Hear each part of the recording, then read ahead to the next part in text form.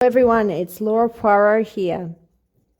I'm going to do a video on the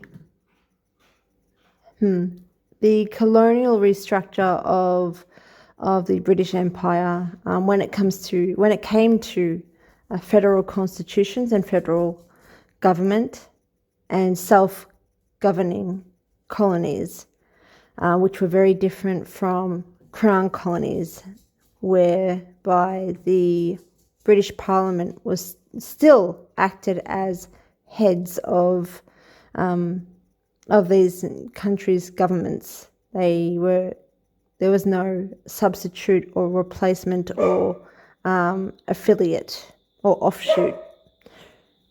Shush! Sorry about that. And we're going to go through and explain that America did not have any independence by 1783, the end of the Civil War. They didn't have independence when they published the Declaration of Independence. That was in fact rejected by the king and the monarchy, and still wanted complete subordination under the Constitution, the British monarchy's constitution, that is, before there was any development of any other such option. And the second option that was formed was established and pretty much initiated or executed by 1846. So that's quite a fair time in between, whereby there was a responsible government or a cabinet acting for the mother country, the British Parliament, that would govern these colonies under the Federal Constitution. So, and also with that, a self-governing colony obviously is not fully independent. There is no such thing as an independent nation or an independent colony. Of course, they are tied to the very laws and concepts of the model constitution of British law, of British Parliament. And no matter what is actually said within the Constitution, that doesn't change the fact that the laws are British. So let's get into it. And we'll go from there. I'll go from here by stating on the 14th of February, the king, I don't know if this is meant to be it looks like some symbolism or some sort of code or meaning used, but the king is going to making plans for the 2026 250-year anniversary of America's independence, or the birth of America, which is quite funny because 1776 was not really anything but King George demanding subordination of Americans under his constitution. Nothing had changed, and by 1783, that was when the war ended and there was a treaty made, and there was a development of a constitution, of a self-governing one, but not one that was presented by 1783 or earlier. It was modified, and it evolved over many years. If anything, I think by 1839? No, sorry, 1839. 1839 was when the idea of a responsible government, so a self-governing colony, was actually introduced. So I very much doubt prior to 1839 that there was such a thing that was actually being developed. I think that is a re-narration of our history, as is everything. that we've been taught. So this is an interesting post by ITV, which is Royal Rota, by Chris Ship, and by the monarchy that rules America, because it's got nothing to do with independence. I just had a post earlier about what was it? Something about Musk helping out with algorithms, getting the Constitution back to its original form or original intent, which is funny because the original intent of the Constitution was purely British Constitution from the House of Hanover, or Hanoverian, or Palatinate. Anyway, the Guelph is the Guelph family, which is King Charles's family. That line, I mean, George III at the time of the Civil War was, I think he was the first, yes, he was the first monarch, Hanoverian monarch, I'm pretty sure, and that he was the first to speak English rather than German in England, reigning the empire. So, or ruling the empire, and the Constitution itself that was presented to America and that Americans revolted against was in fact the British Empire's Constitution through the House of Hanover. So it had the historical ties to the German Empire. Now,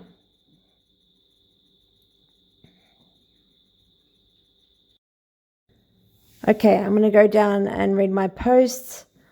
I have to have water ready because it's a long post. So I urge you to sit down and to enjoy it. I hope you can enjoy it anyway.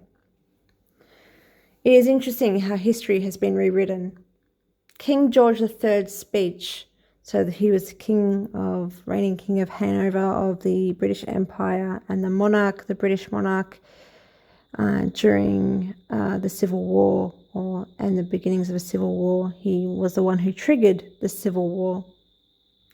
His speech to Parliament on October the 27th, 1775. In this address, he discussed the escalating conflict in America, expressing his determination to suppress the rebellion and maintain British authority over the colonies.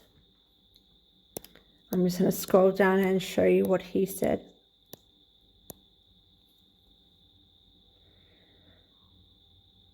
I can never think that the zeal of my subjects, the resources of my kingdom, and the bravery of my fleets and armies can have been unwisely and improvidently employed when the object was to maintain the constitutional subordination which ought to prevail through the several parts of my dominions, and is essential to the prosperity of the whole. But I have always lamented the calamities inseparable from a state of war, and shall most earnestly give all the efficacy in my power to those measures which the legislature has adopted for the purpose of restoring by some happy, honourable, and permanent conciliation the blessings of peace, commerce, affection, and confidence between the mother country and the colonies. At this point, the King had given the British Hanover Constitution to America, whereby the mother country's government, it was going to be a crown colony. There was no such thing as self-governing colonies, or in somewhat independent colonies. The mother country's parliament would rule and preside over America and the states of America.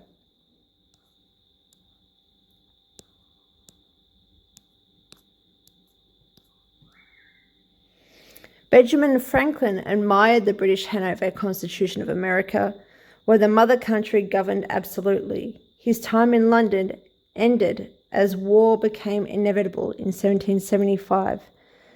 Franklin had regular tenures in London, I think, to learn the laws, to learn the Constitution and so forth. And he was there in 1775 until he had to leave and go back to deal with the issues back at home.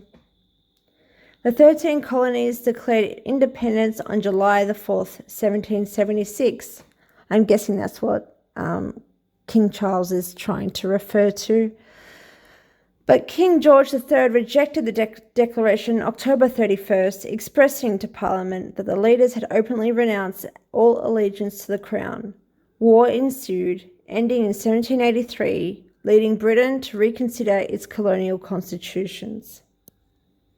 Nova Scotia had obtained a constitution, New Brunswick in 1785, Upper and Lower Canada in 1791, but these constitutions granted reserved greater power to the home government than the old constitutions. So it was even more rigid and authoritarian, really. Authoritarian, I should say. Before 1846, no constitution made a colony truly self-governing, giving responsible or cabinet government. That is, to say, they did not leave the administration of the local government to executive ministers who are responsible to and dependent on the confidence of the colonial legislature, but left it to ministers responsible to and dependent on the will of the governor only. America was not an independent, self-governing colony by means of a federal constitution by 1783, as that did not exist as a second constitutional option, as I said prior. The first option being what America had revolted against, until 1846. The Canadian rebellions of 1837 to 1838 had already pushed Britain to reconsider how it governed its colonies. Not the American Civil War, but the Canadian rebellions. Lord Durham's report in 1839 recommended giving colonies more autonomy, leading to the notion of responsible government, encouraging governors to appoint ministers from the majority party in legislatures. By 1885, the federal governments of the Swiss Confederation and Dominion of Canada, this is the work of A.V. Dicey, Introduction of the Study of the Law of the Constitution. I'll explain to you who that person was at the end of this post. Were taken from the US model, the US federal constitution model, so by 1885. Whilst the constitution of the German Empire was a different kind altogether, based on or conditional of historical and temporary causes. While the formal differences between the Constitution of the American Republic and the Constitution of the English monarchy are clear, the US institutions are little else than a gigantic development of the ideas which lie at the basis of the political and legal institutions of England. The principle which gives it form to the British system of government is Unitarianism. The exercise of supreme legislative authority by one central power, the British Parliament. Distribution of limited executive, legislative, and judicial authority among bodies, each coordinate with and independent of the other, is essential to the federal form of government. This makes the difference between a federal constitution and the British Constitution. The contrast, therefore, between the two polities is seen clearly, as in every other respect, the institutions of the British people on each side of the Atlantic rest upon the same notions of law, of justice, and of the relation between the rights of individuals and the rights of the government or the state. Remember how in my earliest research regarding the American colonial restructure of Carnegie, that he was discussing, or not he, but high aristocracy were mentioning that they were mentioning that it didn't matter what form of governance there was for the federal constitution or the federal government, it was still going to be a federal republic Federal Republic of America under the British Empire. So they just thought it laughable that there was a civil war bickering between the way it was, of which it was to be governed. Yeah, these are lovely, lovely people.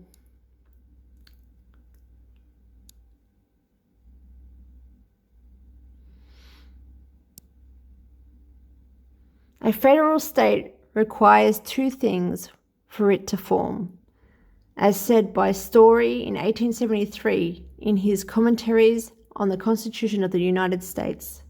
1. A group of territories with shared history and identity, for example, the Swiss cantons, American colonies, or Canadian provinces, at the time, that is. And a stronger local allegiance than national identity, e.g., in 1787, Commonwealth Virginians and Massachusetts citizens identified more with their states than with the Union. Yeah, you're not meant to look at that and go, I wonder why. But there you go. Federalism balances state rights with national unity. We are the people of the United States. I was going to say United Nations, I apologize.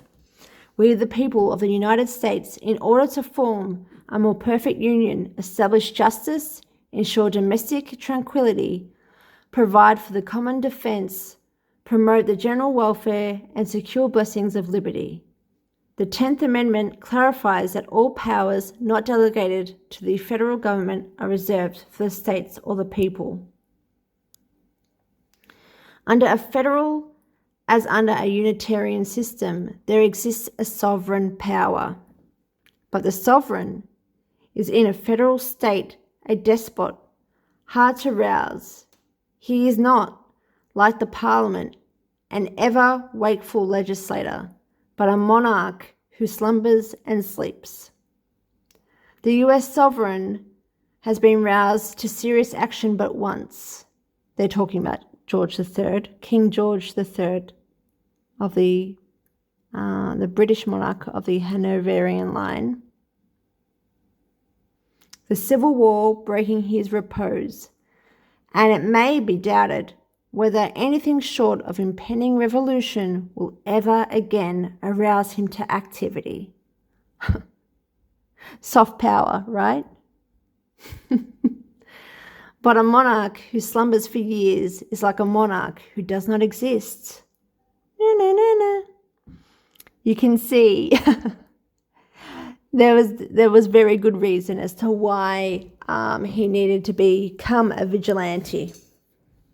Or the monarch, the queen, the king, needed to become a vigilante. A federal constitution, while afterwards, of course, imposing taxes for reparations. A federal constitution is capable of change, but for all that, a federal constitution is apt to be unchangeable. Every legislative assembly is merely a subordinate law-making body whose laws are of the nature of bylaws, valid whilst within the authority conferred upon it by the Constitution, but invalid or unconstitutional if they go beyond the limits of such authority. By 1899, there were only self-governing colonies nearly independent by federal constitution, or crown colonies entirely governed by a British appointed governor.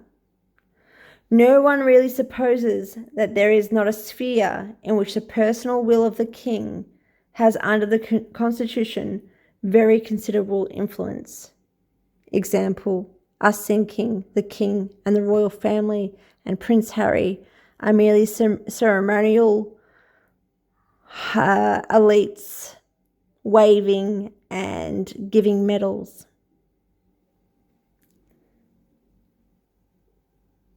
The strangeness of this state of things is, to anyone who is not understanding of English constitutionalism, that the rules which regulate the personal action of the Crown are vague and undefined. Pretty much, you don't know what the fuck is going on. You're confused. You don't know anything at this point. This is 1899, right? They're saying this now. They're saying that at that time. So imagine now when you've been re-educated to believe different things about world wars and the League of Nations or the UN and the WEF and the Club of Rome and so many things, almost everything. If you understand that everything is under colonial rule, then there's really, what would you think of wars?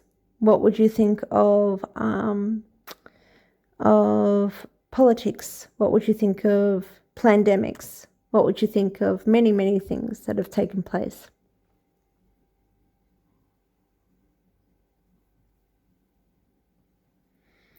Influence of the Crown exists not because acts of state are done formally in the Crown's name, but because neither the legal sovereign power, Parliament, nor the political sovereign, the nation, wishes that the reigning monarch, King Charles, should be without personal weight in the government of the country. The customs which control the exercise of the King's personal influence are vague and indefinite, both because the statesmen feel that the matter is one hardly to be dealt with by precise rules, and because no human being knows how far and to what extent the nation wishes that the voice of the monarch should command attention. I wouldn't say that were the reasons as to why it truly happened. I think they needed to change. They've said this before. Carnegie has said this before. They needed to learn from the Roman Empire's mistakes as to how to rule well and how to rule in an unreachable way where there's no one liable or responsible other than yourself and the rights of the people for taxes, for bad politicians, for bad presidents, for bad prime ministers, for wars, etc., etc.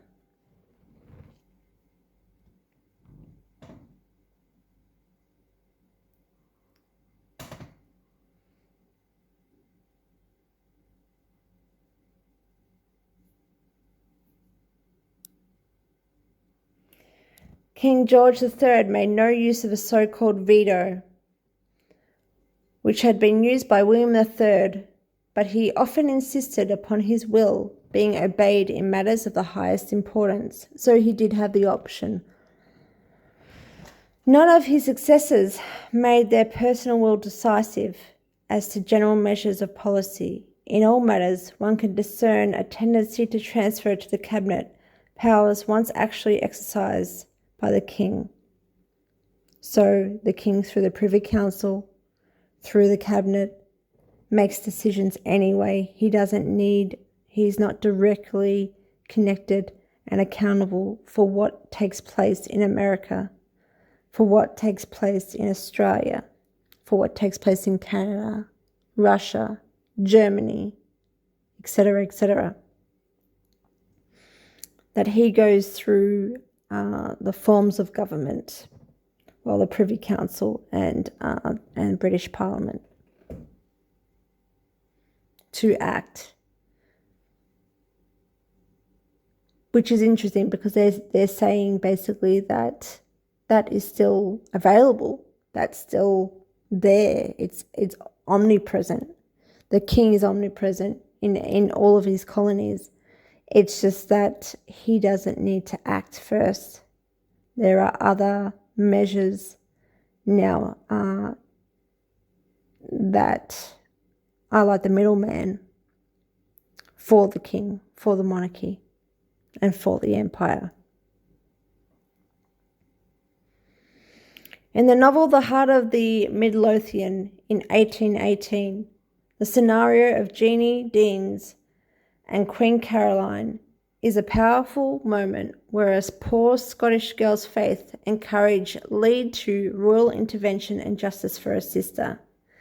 It showcases a struggle between strict law and human compassion. Translating the right to pardon within the US federal system, here's an example of how it would work. It belongs to the Home Secretary. Jeannie Deans would be referred to the Home Office. The question whether a preacher should pay the penalty of his crimes would be answered not by the sovereign, but by the cabinet. A.V. Dicey, the man who wrote the explanation of the Constitution, of the Federal Constitution that I've just described to you today, was KC Honorary DCL of the Inner Temple. The Inner Temple exists from the Knights Templar. The Templars were dissolved in the year 1312, and the land that they owned were given to lawyers, and the Inner and Middle Temple were established as legal societies. The Inner Temple trained lawyers, judges who served in colonial courts. Many early leaders of British colonies, like Mahatma Gandhi, studied at the Inner Temple. It played a major role in exporting British legal traditions to the empire: Canada, Australia, India, America. American members of the Inner Temple were all around the same time as the Declaration, the Constitution, and the Supreme Court. Rutledge, Second Chief Justice of the US Supreme Court. Hayward, Jr., Declaration of Independence. Rutledge, this one I think was Edward Rutledge. Declaration. Carroll of Carrollton, Declaration. Livingston, US Constitution, Governor of New Jersey. Wilson, Declaration, US Supreme Court Justice. De Ponchal, American lawyer and linguist. So I wonder which 1776 birth the monarch of federal self-governing colony America, King Charles, is discussing here. Is this just more propaganda, like the crap you're seeing presented to you by this community? This is a classic example of how a pop culture psyop exit of the British Empire to push forward plans of global restructure can go awry when you have one of its subjects completely unravel it, and the community doing everything in its power to stop this truth from coming out. If you're not aware of what I've been experiencing of late, you can look at my posts either on Twitter if you follow my account, or on here on the community page, and you'll understand what I'm talking about. Thanks so much, guys.